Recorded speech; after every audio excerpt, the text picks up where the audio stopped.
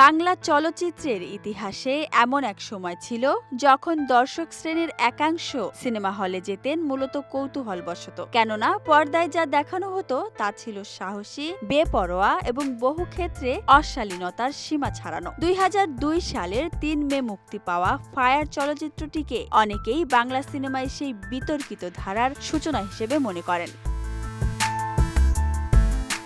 পরিচালক মোহাম্মদ হোসেন পরিচালিত ফায়ার ছিল এমন এক ছবি যা মুক্তির পরপরই দেশ জুড়ে তুমুল আলোচনার ঝড় তোলে। এই সিনেমার মধ্য দিয়েই প্রথমবারের মতো বাংলাদেশের সেন্সর বোর্ড কোনো ছবিকে অ্যাডাল্ট বা 18+ ক্যাটাগরিতে অনুমোদন দেয়। সিনেমা হলের প্রতিটি পোস্টারে বড় করে লেখা ছিল কেবলমাত্র প্রাপ্তবয়স্কদের জন্য।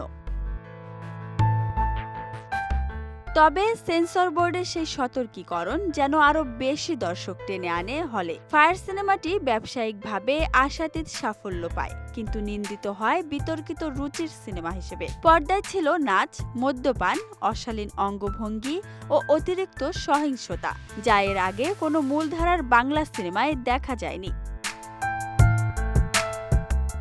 ছবিটিতে অভিনয় করেন জনপ্রিয় নায়ক মান্না, নতুন মুখ পলি, খলনায়ক মিজু আহমেদ, জাম্বু, আফজাল শরীফ, নাসরিন, কাবিলা সহ আরো অনেকে। প্রথম দৃশ্যেই দেখা যায় মিজু আহমেদকে মদ্যপ অবস্থায়, সামনে অশালীন ভঙ্গিতে নাচছে অতিরিক্ত নারী অভিনয় শিল্পীরা। আরেক দৃশ্যে জাম্বুকে দেখা যায় কয়েকজন অর্ধনগ্ন মেয়ের সঙ্গে নাচে গানে মেতে উঠতে। প্রথম ২৫ মিনিট কেটে যায় বিভিন্ন অশ্লীল দৃশ্যে। এরপর প্রায় ৩০ মিনিটের মাথায় পর্দায় আসেন মান্না। তার বিপরীতে নতুন নায়িকা পলিকে উপস্থাপন করা হয় এমনভাবে যা দর্শকদের মধ্যে মিশ্র প্রতিক্রিয়া তৈরি করে। পলিকে ব্যাংককের বিভিন্ন লোকেশনে ধারণ করা একাধিক দৃশ্যে আপত্তিকর পোশাকে দেখা যায়। গল্পের সঙ্গে কোনো সামঞ্জস্য না রেখেই পরিচালকের বিকৃত রুচি প্রকাশ পায় সেই সব দৃশ্যে।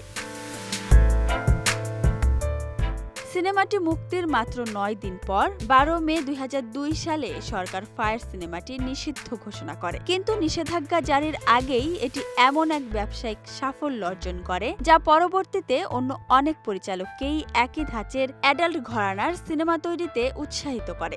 এর পরবর্তী কয়েক বছর বাংলা চলচ্চিত্রে অশ্লীলতার এমন এক অন্ধকার অধ্যায় শুরু হয় রঙিন স্বপ্ন, পাশবিক ভালোবাসা, মুক্তি, লাল রঙের দুনিয়ার মতো বহু সিনেমার মাধ্যমে, যেখানে গল্পের চেয়ে গুরুত্ব পায় অশ্লীল অঙ্গভঙ্গি ও শরীরে আবেদন।